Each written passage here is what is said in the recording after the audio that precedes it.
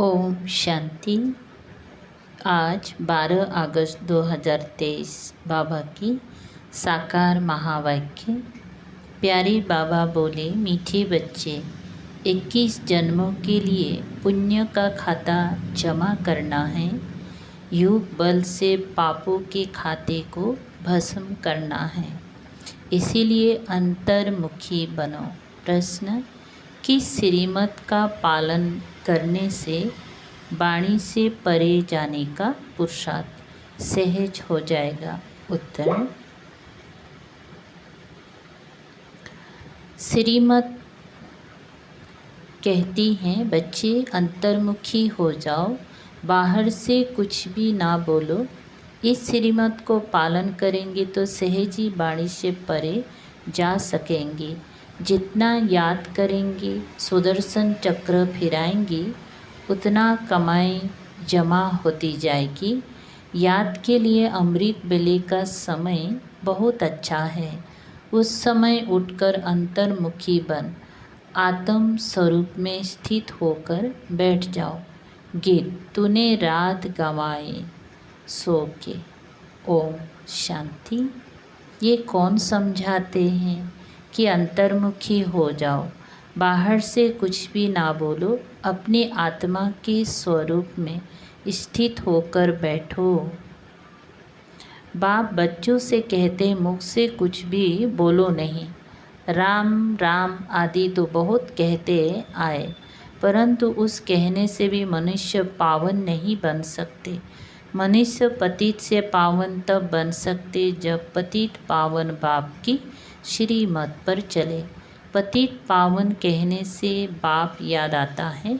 बाप कहते हैं कि तुम बरोबर पतित थे ना, अब तुम पावन बन रहे हो। सतयुग में कोई पतित होता नहीं। 5000 बरस पहले जब भारत पावन था तो एक ही धर्म था। बाप तो सुख की ही सृष्टि रचेंगी ना। भारत सुखधाम था। लक्ष्मी नारायण, राम सीता आदि के मंदिर सतयुग त्रेता की निशानी है। सतयुग में बरोबर लक्ष्मी नारायण की डिनास्टी थी। यही भारत था जिसमें सूर्यवंशी चंद्रवंशी का राज्य चलता था, जो अब फिर से स्थापन हो रहा है। इसको कहा जाता है वर्ल्ड की हिस्ट्री ज्योग्राफी। ये मनुष्य ही तो जानेंगे। मनुष्य नहीं जानते तो जानवर से भी बदतर कहा जाता है। बाप को जानने के लिए कितने धक्के खाते हैं, परंतु जान नहीं सकते। तुम बाप के बच्चे बने हो तो बाप अपना परिचय देते हैं। पहले परिचय नहीं था तो इसका परिणाम क्या हुआ?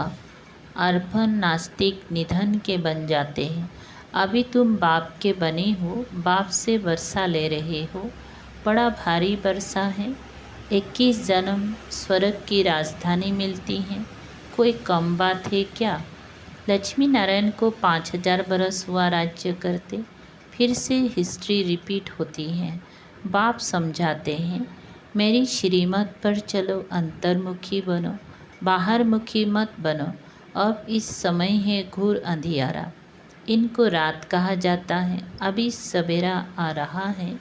कलयुग अंत को घोर अंधियारा, सतयुग आदि को घोर सोजरा कहा जाता है। बाप कहते हैं, मैं आता ही हूँ संगम पर, जबकि सभी मनुष्य पतित थे। अभी तुम बच्चों को सदा सुख का बरसा देने आया हूँ। विनाश सामने खड़ा है, बहुत गई थोड़ी रही। इसलिए अब जल्दी जल्दी पुरुषार्थ कर बेहद के बाप से बरसा लो। जैसे सब ले रहे हैं, सब पुरुषार्थी हैं। अब सबको स्वीट होम वाणी से परे जाना है। वो है हम आत्माओं का घर, निर्वाण धाम। धाम में कोई एक नहीं रहते। जितनी जीव आत्माएं हैं वे सभी मनुष्य शरीर, वो सभी शरीर छोड़ जाएंगी अपने घर बाबा के पास। वो है निराकारी झाड़। जैसे चित्र में भी झाड़ दिखाया जाता है, वो है हम आत्माओं का घर, शांति धाम। फिर हम आएंगे सुखधाम। अभी 84 जन्मों का चक्र पूरा होता है। कलयुग के बाद सतयुग जरूर आएगा ना। द्वापर के बाद कलयुग जरूर आएगा। बाप कहते हैं मैं कल्प कल्प कल्पों के संगम युगे आता हूँ, पुरानी दुनिया का विनाश कराता हूँ। जब तक नई दुनिया स्थापन हो जाए तब तक इस पुरानी दुनिया में रहना पड़े। जब तक नया मकान बन जाए तब तक पुराने मकान में बैठे रहते हैं ना। फिर जब नया बन जाए फिर पुरानी को तोड़ा जाता है। यह भी पुरानी चीज़ है ना। इसके विनाश के लिए महाभारत लड़ाई। बाप बेट बच्चों को समझाते हैं, आत्मा ही समझती है। जिस्मानी नॉलेज भी आत्मा सीखती है ना।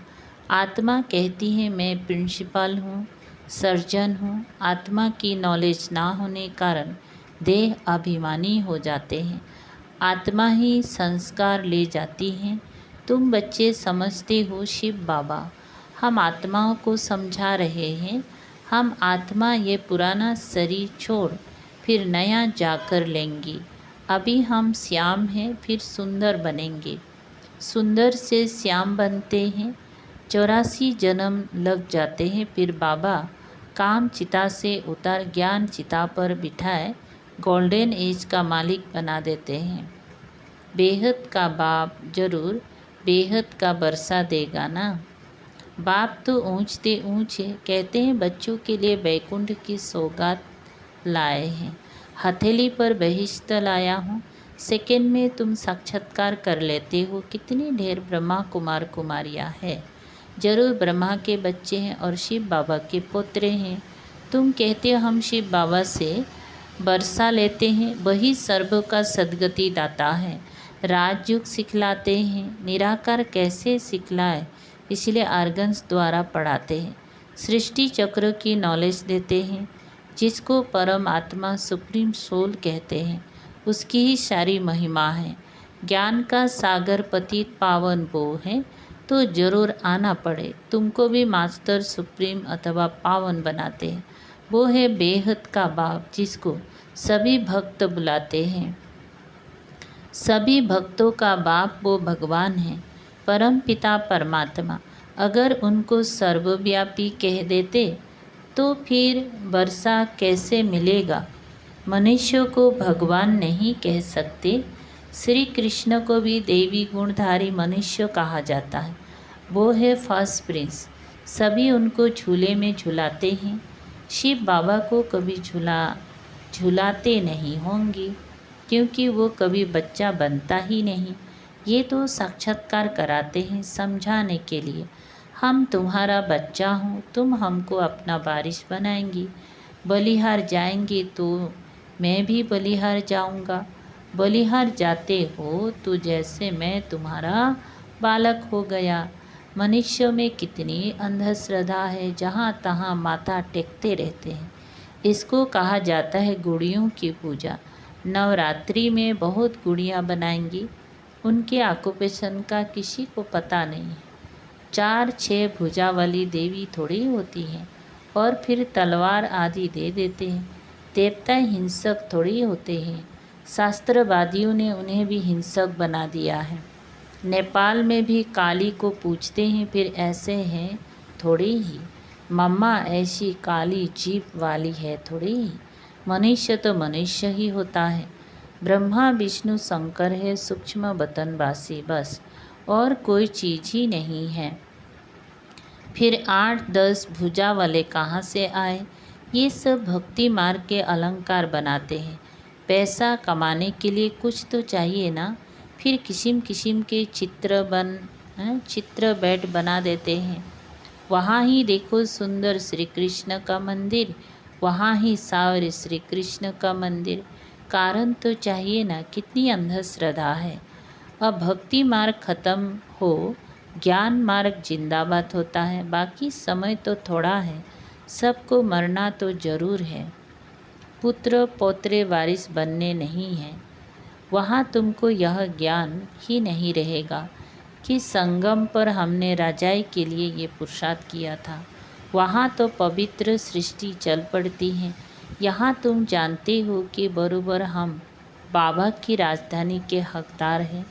वहाँ ये पता नहीं रहेगा कि कौन से कर्म किए थे, कैसे बने, ये सब भूल जाता है। वहाँ पतित होते ही नहीं जो पावन बनने के लिए गुरु की दरकार पड़े। बाप पैर धोकर बच्चों को तख्त पर बिठाते हैं। गुरु चाहिए सद्गति के लिए, वहाँ तो है ही सद्गति, गुरु की दरकार ही नहीं। बाप कहते अपने को आत्मा समझो, देह अभिमान में ना रहो। मैं आत्मा अभी डॉक्टर के रूप में हूँ, मैं आत्मा मजिस्ट्रेट हूँ, फिर ये शरीर छोड़ने के बाद पता नहीं क्या बनूँगा। हम इस शरीर द्वारा पढ़ते हैं, आत्मा ही इन ऑर्गन्स द्वारा पढ़ती है, आत्मा ही सुनती है। ये समझने की बातें हैं, ना कि दंत कथाएं। बाप कहते ये सारी दुनिया कब्रिस्तान होनी है, अब जागो, नहीं तो भंभुर को आग लगने के समय हाय हाय करेंगी, परंतु कुछ भी कर नहीं सकेंगी। काल खा जाएगा, त्राही त्राही करके रह जाएंगे, सजाएं भी बहुत खाएंगी। अभी हमें पापों का खाता खलास कर पुण्यों के खाते को जमा करना है। नए सिर 21 जन्मों के लिए जमा करना है। जमा होगा बाप को याद करने से। पुराना खाता चुक्त हो जाना चाहिए। ज्ञान कितना सहज है, तुम्हारी रोज़ कितनी कमाई होती है। जितना जो याद करते हैं, सुदर्शन चक्र फिराते हैं तो अथाह कमाई करते हैं अनगिनत। वहाँ कोई गिनती थोड़ी होती है। अभी झोपड़ियों में बैठे हैं, फिर महलों में बैठेंगी, फ़र्क तो रहता है ना झोपड़ी और महल में।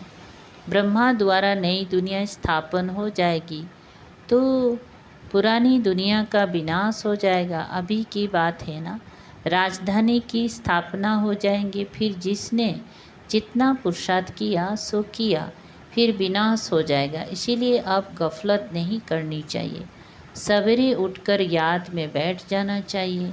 जितना याद का चार्ट रखो उतना अच्छा है, और फिर उतना ही ऊंच पद पाएंगी।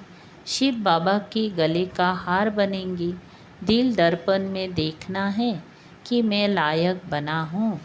लक्ष्मी नारायण को बरने हम बाबा मम्मा जैसी सर्विस करते हैं। किस्म किस्म के फूल है, यह बागबान बाबा का ह्यूमन गुलशन है। कहेंगी देखो कुमार का मनोहर, कितने अच्छे अच्छे फूल है, ये रतन जोत है।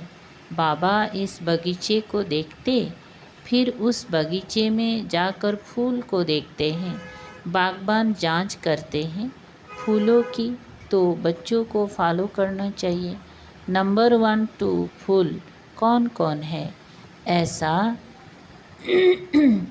बनना चाहिए। 21 जन्मों के लिए राजाई पद पाना कोई कम बात थोड़ी है, अथाह सुख है। विश्व का मालिक बनना ये स्कूल है। उस जिस्मानी पढ़ाई के साथ ये रूहानी पढ़ाई करो।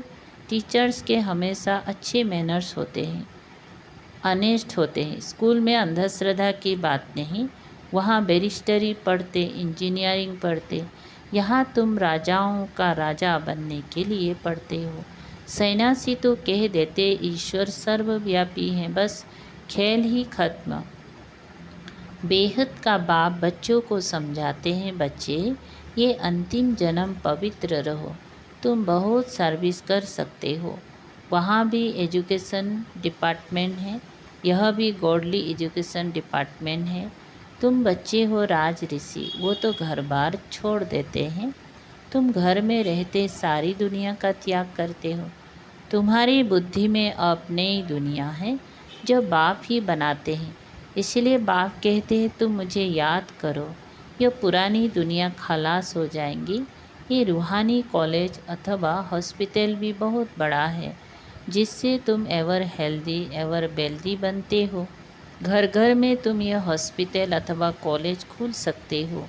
इसमें खर्चा कुछ भी नहीं, सिर्फ 3 पैर पृथ्वी के चाहिए। अच्छा, माता पिता बाप दादा का मीठे मीठे सिकल दे बच्चों प्रति याद प्यार और गुड मॉर्निंग।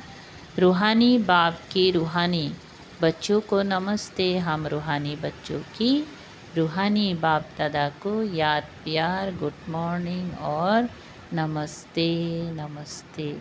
शुक्रिया बाबा, थैंक यू बाबा। सार नंबर पहला, 1 सवेरे सवेरे उठकर याद में ज़रूर बैठना है।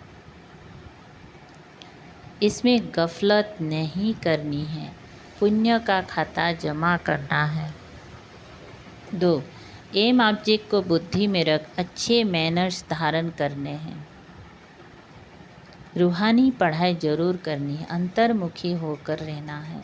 वरदान, ब्राह्मण जीवन की विशेषता को जानकर उसे कार्य में लगाने वाले सर्व विशेषता संपन्न भव। पिछला ड्रामा के नियम प्रमाण, संगम युग पर हर एक ब्राह्मण आत्मा को कोई ना कोई विशेषता मिली हुई है। चाहे माला का लास्ट दाना हो, उसमें भी कोई ना कोई विशेषता है। तो ब्राह्मण जन्म के भाग्य की विशेषता को पहचानो और उसे कार्य में लगाओ। एक विशेषता कार्य में लगाए तो और भी विशेषताएं स्वतः आती जाएगी। एक के आगे बिंदी लगते लगते सर्व विशेषताओं में संपन्न बन जाएंगे। स्लोगन, मनमना भाव के मंत्र की सदा स्मृति रहे तो मन का भटकना बंद हो जाएगा। मनमना भाव के मंत्र की सदा स्मृति रहे तो मन का भटकना बंद हो जाएगा। ओम शांति।